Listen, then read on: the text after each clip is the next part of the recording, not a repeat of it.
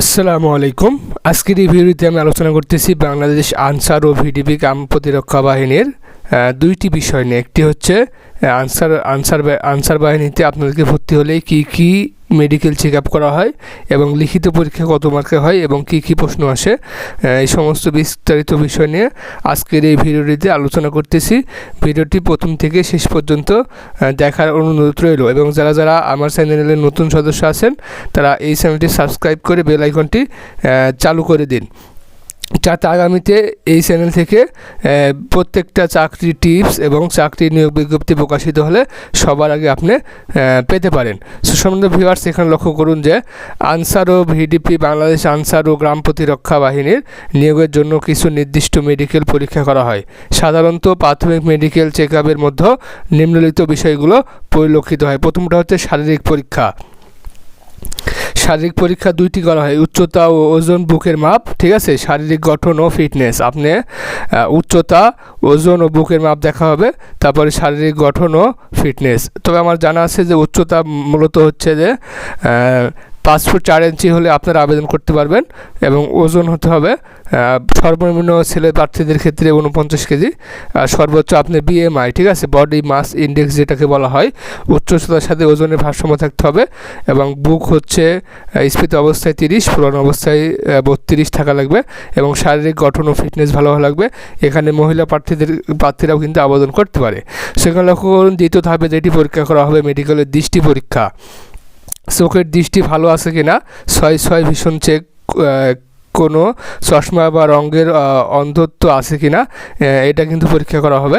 মূলত এটি হচ্ছে 6 পরীক্ষা করা হয়। দূরবর্তী স্থানে কিছু অক্ষর লেখা থাকে, অঙ্ক, ইংরেজি, বাংলা এগুলো লেখা থাকে। আপনাদেরকে এক চোখ বন্ধ করে তারপরে প্রশ্ন ধরা হয় যে এটা কি অক্ষর, এটা কি অক্ষর, এগুলো সঠিকভাবে উত্তর দিতে পারলে মনে করবে যে আপনাদের 6 ভীষণ ঠিক আছে।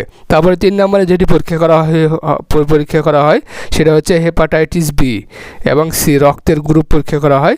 সংক্রামক রোগের উপস্থিতি, অর্থাৎ আপনার HIV আছে কিনা এবং অন্যান্য সংক্রামক রোগে আপনি আক্রান্ত কিনা, এটা পরীক্ষা করা হয়। তারপরে 4 নম্বরে যেটা পরীক্ষা করা হয় প্রস্রাব ও মল পরীক্ষা, ঠিক আছে। সংক্রমণ বা অন্যান্য সমস্যার পরীক্ষা, ঠিক আছে, মানে প্রস্রাবের পরীক্ষা করা হবে, আপনার জন্ডিস আছে কিনা এবং অন্য কোনো ভাইরাস আছে কিনা, এটা পরীক্ষা করা হবে। হার্ট ও রক্তচাপ পরীক্ষা, ব্লাড প্রেশার স্বাভাবিক আছে কিনা, এটা পরীক্ষা করা হবে। হার্ট ও পালস রেট ঠিক আছে কিনা, এটা কিন্তু পরীক্ষা করা হবে। তারপরে দাঁতের পরীক্ষা করা হবে, দাঁতের অবস্থা ভালো আছে কিনা। অনেকে দেখা যায় যে দাঁতে পোকা, ঠিক আছে, দাঁতের গহ্বরে অনেকগুলো মানে দাঁতের সমস্যা দেখা দেয়, সেগুলো আছে কিনা এটা চেক আপ করা হবে। এগুলো চেক আপ করার পরে যদি আপনি এগুলো ধরা খায় তাহলে আপনি মেডিকেল থেকে বাদ হয়ে যাবেন। আর এগুলো যদি আপনি ভালো থাকে, সুস্থ থাকে, তাহলে অবশ্যই আপনি পরবর্তী ধাপে এগিয়ে যাবেন, অর্থাৎ ভাইবার জন্য মনোনীত হবেন। তারপরে লেখা আছে মুখ গহ্বরে কোনো রোগ বা সমস্যা আছে কিনা। তারপরে অন্যান্য স্বাস্থ্য পরীক্ষা হচ্ছে হাত, পা বা শরীরে কোনো স্থায়ী আঘাতের চিহ্ন আছে কিনা, কোনো বড় অপারেশন বা জন্মগত সমস্যা আছে কিনা, এগুলো কিন্তু চেক আপ করা হবে।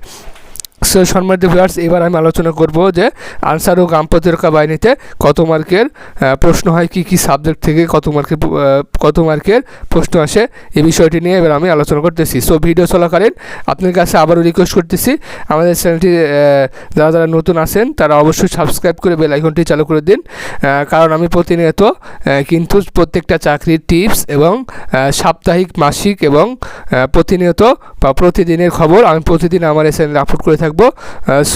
আপনারা যদি আমার চ্যানেলটি সাবস্ক্রাইব করে দিন তাহলে সবার আগে কিন্তু আপনার কাছে নোটিফিকেশন পৌঁছে যায় এবং আপনারা এই সার্কুলারগুলো দেখে বা এইগুলো টিপস দেখে আপনারা আবেদন করতে পারেন, ঠিক আছে। এখানে লক্ষ্য করুন যে বাংলাদেশে আনসার ও গ্রাম প্রতিরক্ষা বাহিনী আনসার ভিডিপি লিখিত পরীক্ষার পূর্ণমান সাধারণত 70 মার্কের হয়ে থাকে।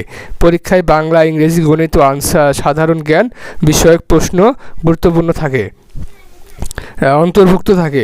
উদাহরণস্বরূপ 14 জানুয়ারি 2023 তারিখে অনুষ্ঠিত উপজেলা মহিলা প্রশিক্ষিকা পদে পরীক্ষার নিম্ন প্রশ্নগুলো দেওয়া হয়েছিল। সম্মানিত ভিউয়ার্স, আরেকটা কথা বলে রাখি যে সাধারণ আনসার এবং উপজেলা প্রশিক্ষিকা এগুলোতে সব জায়গাতে কিন্তু একই ক্যাটাগরিতে প্রশ্ন করা হয়, ঠিক আছে। আপনি অন্য সালের যদি প্রশ্নগুলো যদি চেক করেন তাহলে দেখবেন আমি অবশ্যই চেক করে তারপরে কিন্তু ভিডিও বানাচ্ছি। এখন লক্ষ্য করুন যে বাংলা থেকে প্রশ্ন করা হয় মোটামুটি যে বাক্য সংকোচন, যেমন অক্ষির সম্মুখে এর জন্য প্রত্যক্ষ, ঠিক আছে, বাংলা থেকে প্রশ্ন এই ধরনের প্রশ্ন করা হবে। তারপরে বাগধারা অর্থ বাক্য রচনা করো, যেমন 18 মাসে, অর্থাৎ বাগধারা থেকে প্রশ্ন করা হবে। তারপরে শুদ্ধ বানান লিখো, যেমন প্রত্যুষ এর শুদ্ধ রূপ প্রত্যয়, ঠিক আছে, প্রত্যুষ, ঠিক আছে, মানে এগুলো বানান অশুদ্ধ লেখা থাকবে, বানানগুলো আপনাকে শুদ্ধ করে লিখতে হবে। নির্দিষ্ট বিষয়ে 10টি বাক্য রচনা, যেমন মেট্রো রেল সম্পর্কে, ঠিক আছে। তারপরে আমরা আগে সকলেই জানি যে ছোটোতে আমরা গরু রচনা পড়ছি না, এরকম রচনা, অর্থাৎ বাংলা ব্যাকরণ পাঠ থেকে এগুলো প্রশ্ন আসবে। তারপরে গণিত থেকে আসলে কী প্রশ্ন আসে, গণিত থেকে মূলত আপনাদেরকে একটা অঙ্ক আসবে যে ক্ষেত্রফল নির্ণয়, একটি মাঠের মধ্যে আড়াআড়িভাবে 1.5 মিটার প্রশস্ত দুটি রাস্তার মোট ক্ষেত্রফল কত, অর্থাৎ ক্ষেত্রফল নির্ণয়ের অঙ্ক আসবে। তারপরে জনসংখ্যা বৃদ্ধি, একটি শহরে বর্তমান জনসংখ্যা বৃদ্ধির হার নির্ণয়ের অঙ্ক আসবে। এই 2 ক্যাটাগরির অঙ্ক কিন্তু আসবে। তারপর ইংরেজি, এটা হচ্ছে পূর্ণমান 70, ঠিক আছে, ইংরেজিতে থেকে প্রশ্ন আসবে, যেমন আবান্দন,